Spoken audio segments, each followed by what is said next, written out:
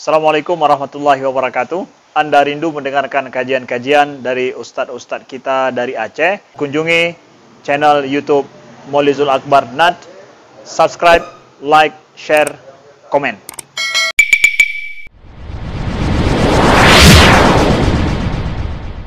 Seandainya kita ingin melakukan puasa Syawal di hari Senin atau hari Kamis dalam bulan Syawal, apakah niatnya boleh kita doublekan? Tidak boleh, karena dalam fikih tasyrik an-niyah dilarang. Menggabungkan dua niat dilarang. Jadi yang kita niatkan yang mana? Ambil yang non regular, Pak. Kalau Senin Kamis kan regular, tabina. Ambil yang regular, niat saja puasa 6, puasa Syawal. Ya, niatkan puasa Syawal. Kalau dilakukan di hari Senin, maka Syawalnya dapat, Seninnya dapat. Jadi dua pahala. Jadi yang boleh double itu pahalanya, dan itu disepakati oleh jumhur ulama.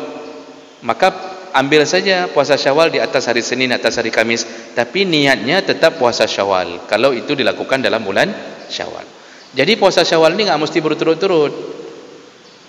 Tidak mesti berturut-turut. Yang penting dalam bulan Syawal. Selang-selang tidak beraturan juga boleh, yang penting dalam bulan Syawal. Ambil Senin, lalu ambil Rabu, ambil Khamis, itu masih dibolehkan, tidak mengapa. Yang penting di dalam bulan Syawal. Tapi jangan puasa di hari makruh. Mana hari makruh? Kalau diambil Jumat tanpa teman.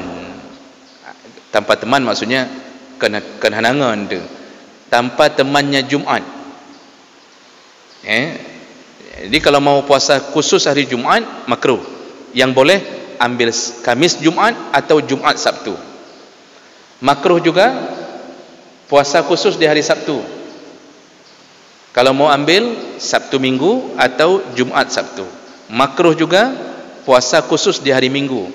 Kalau mau ambil Sabtu Minggu atau Minggu Senin. 2 hari. Itu hari-hari makruh. Kalau menyendiri. Nabi yang mengatakannya. Kalau hari Jumat kenapa dimakruhkan menyendiri? Waktu datang Nabi ke rumah istrinya Ummu Maimunah. Ummu Maimunah sedang puasa di hari Jumat. Kata Nabi, "As-sumti bil amsi?" Kamu puasa kemarin hari Kamis? La ya Rasulullah. "Atasumina ghadan?"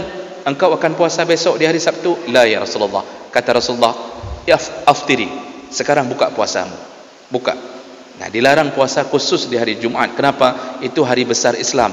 Baik gara-gara puasanya kita ketinggalan dengan fadilah Jumat. Lalu kenapa dilarang puasa khusus hari Sabtu? Kalau kita puasa khusus hari Sabtu, seakan-akan kita merayakan hari besarnya Nasrani. Hari besarnya Yahudi. Jadi merempuk Yahudi, dia akan mengatakan puasa hari Sabtu.